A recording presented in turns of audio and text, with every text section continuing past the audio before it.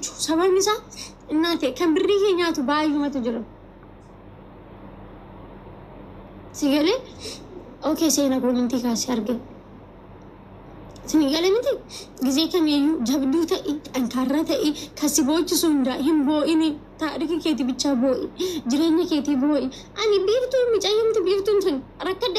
na godos injiri na godim mikinaatu at ጊዜ ከሚዩ ነመረከተ ተቆላ ነማ ኡምና ወረከተ አም ጨዮም ቁስት ደምዱ ከሌሰ ገልገለ ባሽረት ዋቱርቲ አገርታ አነለን ከነድሮ ጋፈር ረከደ ቢያ በውደፍ ብሪ ፓስፖርት ብቻ ነገር ጋር ሚዲያ ከነረዱፉ ጀቸና አንጀደ መሰና ገርተን ሰናፉ ጀቹ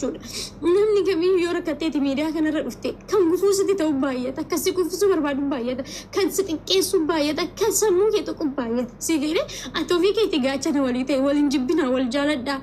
ጊዜ ከሚዩ ወልጃለዳ ጃላላ ወሊከና ኑቲኮ ኑይ ወልመሊው መንቀም ነጀዳ በከ ወለርግተንቲ ወልብረን ደርብና ነጋ ወልጋፈዳ ይወቲ ማስካ ተግቲ ቀባት ግማሽ ሽደከን ግማሽ ፍኬተኛ ዱዴ ሰበም ሰቢ ኦርማ የሰጥ አከነቲ በረደ በርፈኔ ከሌሰ ነመ ሰነፋን አከነተን በረደ በርፈዴ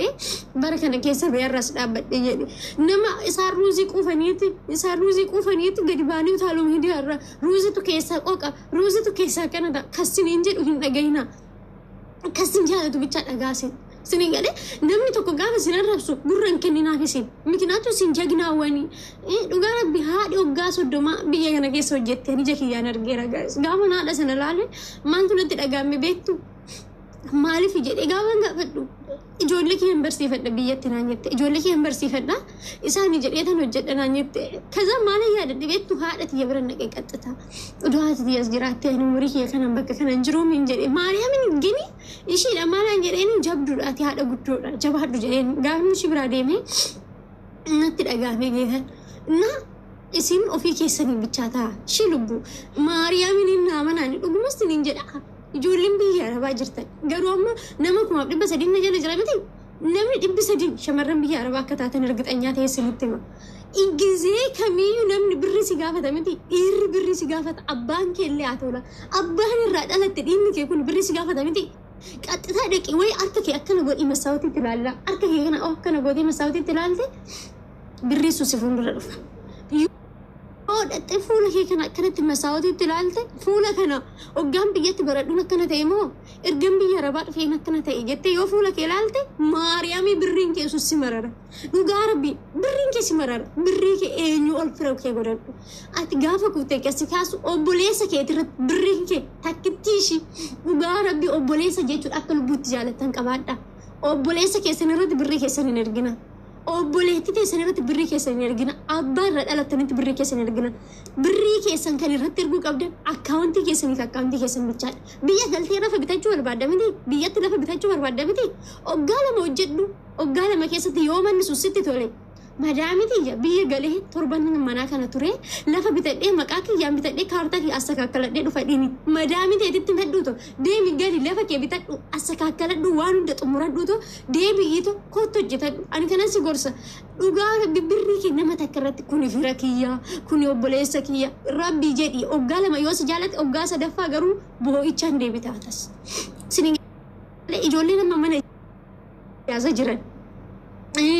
ijoolleen mana ijaaza jiran ijoolleen jireenya jibbanii as keessa jiraatan gaafa nittiiqee maal rakkattaniiti kan jireenya jibbitee maal waraqata malee jiraatta jedhee gaafa nittiiqee gaafadhe maal naan jedhu beektu gaayis ani ko biyyatti lafa akkanaa bitadheen obboleessi kiyyatti birrii ergadheen lafa bitee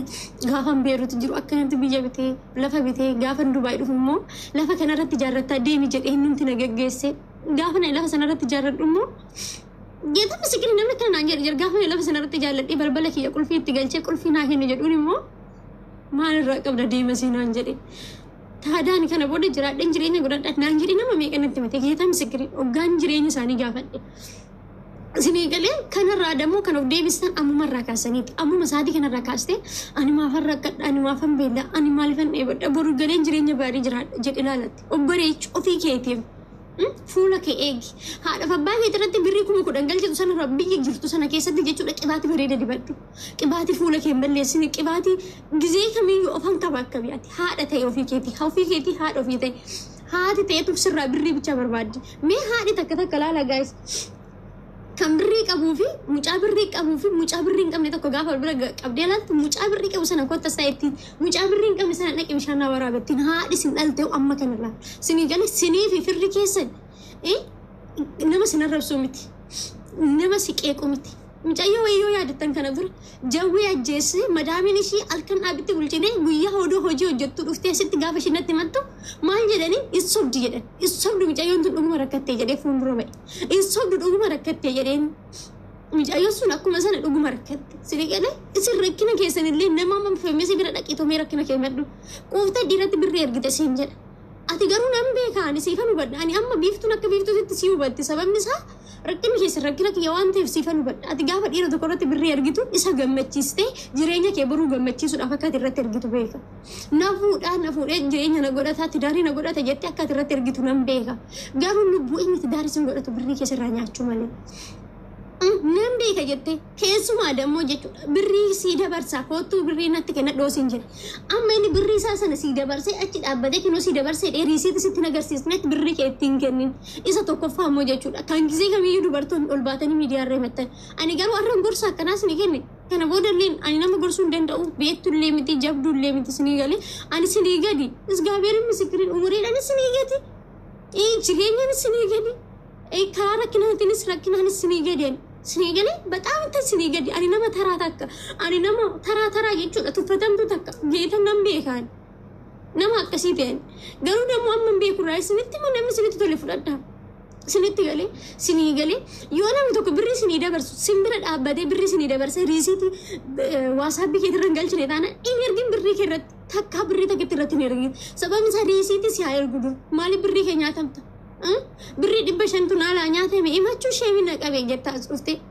sheemissi qabee odoon ta'in birrii sun keessi dhukkubsa akkatti fiddesitu beeka garuu dammoo sheemissi qabee odoon ta'in birrii sun xiqqoo taatee odoon ta'in akkam jedheen madha jettee sheemissi qabeetiin hin beeka sanaafuu jabduuti yaati jabduu ta'e ati goota kutattuu ta'e goota onniin barbada namni biyya kanaaf aarsa guddaa kaffale miti shamarran biyya arabaa jedhu arabaaf aarsa kaffalte arabaaf aarsa kaffaltan aarsa guddaa tokko kaffaltan ani biiftuun tuni birrii naa kennaa akkana ta'e yoo simje in kenninaafi maaliif nafaan hojjettee nama fiddeenaan jedhanuma sababni isaa akkatti fiddessinitu beeka akkatti si rakkachaa jirtan nan beeka akkatti sin beelaa jirtan nan beeka ani arra biddeena maratee nyaadha birrii qabaanan geeta misikiriin birrii qabaanan amma si fuuldura taa'ee shiroo nyaachuu nan danda'a xibsii nyaachuu nan danda'a isin garuu isa nan dandeechan sababni isaa arabni koo takkanatti naa nyaadhu sin jettu angaruu mana oromoon jira naa kaffaleen na jiraachisa